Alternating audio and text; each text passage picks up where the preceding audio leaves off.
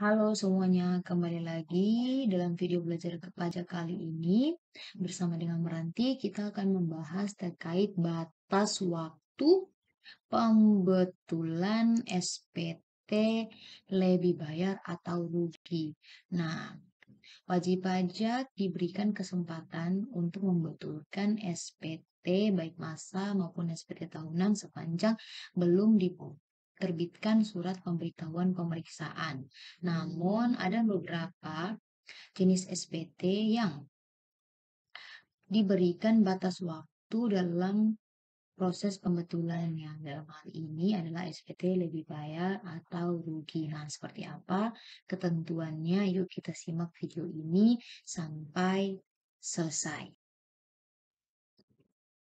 Bagi SPT yang statusnya lebih bayar atau rugi, pembetulannya paling lambat dapat disampaikan 2 tahun sebelum daluarsa penetapan, sebagaimana diatur dalam pasal 8 ayat 1A Undang-Undang HPP.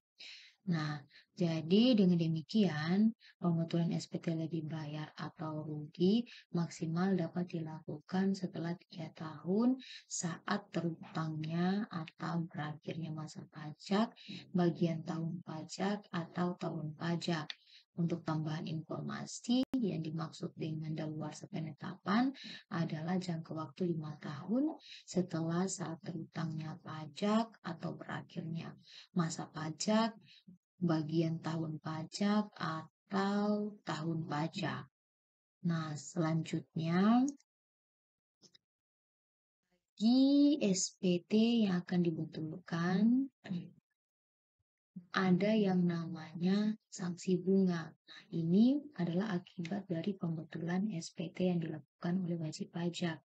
Dalam hal sanksi bunga ini akan muncul apabila mengakibatkan utang pajak menjadi lebih besar. Jadi jika SPT yang kita lakukan pembetulan itu menambah utang pajak, dalam hal ini SPT kita kurang bayar, maka akan muncul sanksi bunga.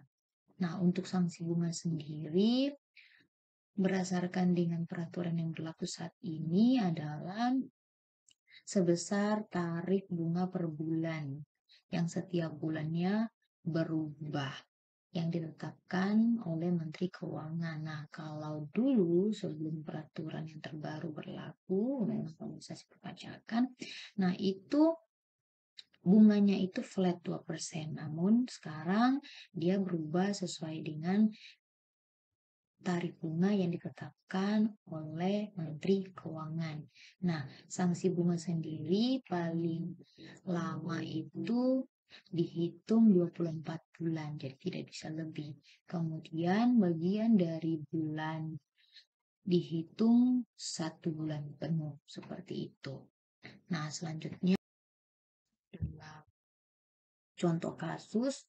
Contoh kasus di sini saya memberikan ilustrasi, misalnya PT Belajar 123 ini pada Agustus 2022 melakukan pembetulan SPT tahun 2019 dan mengakibatkan SPT tersebut menjadi lebih bayar atau rugi. Yang menjadi pertanyaan di sini, apakah PT Belajar Pajak 123 masih bisa melakukan pembetulan sesuai dengan ketentuan perundang-undangan perpajakan yang berlaku? Jawabannya adalah iya.